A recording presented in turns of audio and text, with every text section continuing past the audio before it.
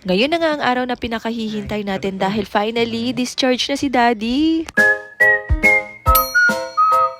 After ko nga maihatid yung mga bata sa Hoykoen ay dumiretso na agad ako dito sa bilihan ng mga umiyage. Dahil nga madi-discharge na si Daddy dun sa ospital kung saan siya inoperahan, syempre kailangan natin ng pakimkim. Dito nga ako madalas bumibili ng mga pakonsuelo at walking distance nga lang to kung saan ako nagtatrabaho. At dahil malapit nga to sa workplace ko, madalas ito rin ang mga binibigay sa amin ng mga pasyente kapag nadi-discharge sila. Pagkarating ko nga kay Jason, ayun, bayarin agad ang binigay sa akin. Nakaready na nga siya at okay na kami para lumabas, magbabayad na nga lang. Hindi naman halatang sobrang inip na tong isa dahil sama na nga daw siya pati pagbayad. After nga, dumiretso muna kami sa bahay para mag-impake ulit si Jason ng mga gagamitin niya. First time ko nga rin nakita yung mga sugat niya, ang dami pala. Dito sila kumuha ng ligament para dun sa ipapalit sa dati niyang napunit. Nasa 5 rin yata yung butas na yan dahil camera guided nga yung kanyang operation. At meron nga siya isang malaking pasa dyan gawa siguro ng operation. Sa ngayon nga daw ay may pain pero tolerable naman. Mabuti na nga lang din at itong bahay namin ay walang hagdanan kaya hindi siya mahihirapan. Naligo nga lang si Daddy tapos pumunta na rin kami agad dun sa ospital. At yes, i-admit po uli siya. Hindi pa talaga dapat madi-discharge si Daddy dahil kailangan niya pang mag-rehabilitation. Pero nakiusap nga kami na kung pwede sana dito na lang siya magpatuloy ng recovery para hindi rin ako nahihirapan kapag visitation. At dito nga siya mismo sa bioto namin na admit. At least dito kahit araw-araw kung ano yung kailangan niya madadala ko kaagad. Ang kagandahan pa dito mag-isa lang siya sa kwarto at walang extra na bayad. At meron na nga rin siya sariling banyo kaya hindi niya na kailangan lumabas kapag magsi-CR siya. Ito rin talaga isa sa mga perks kapag sa healthcare ka nagtatrabaho dahil masusubaybayan mo yung mga pasyente mo.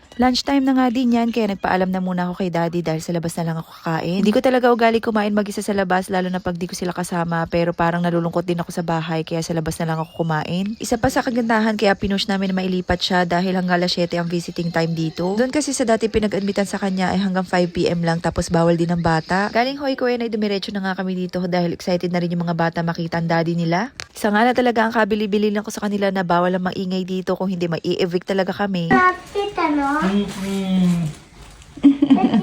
Papa Kuko. Si Papa nito Kuko. Sa tomate tayo. Papa. Abot kuya. Papa kuya. Ay, si baby. Are you okay? Are you okay?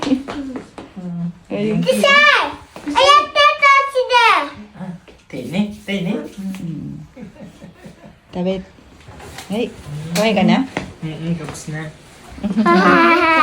このベッドすごい。 Ano ba ito si Boy? Dinala ko na nga lang din yung dinner ng mga bata para dito na lang sila kumain. Sobrang saya ng puso ko na makita ko na masaya si Jason at masaya din yung mga bata dahil at last nagkita-kita na uli sila. Are you happy? Yes. Yes.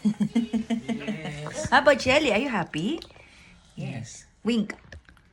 Oh, shoot!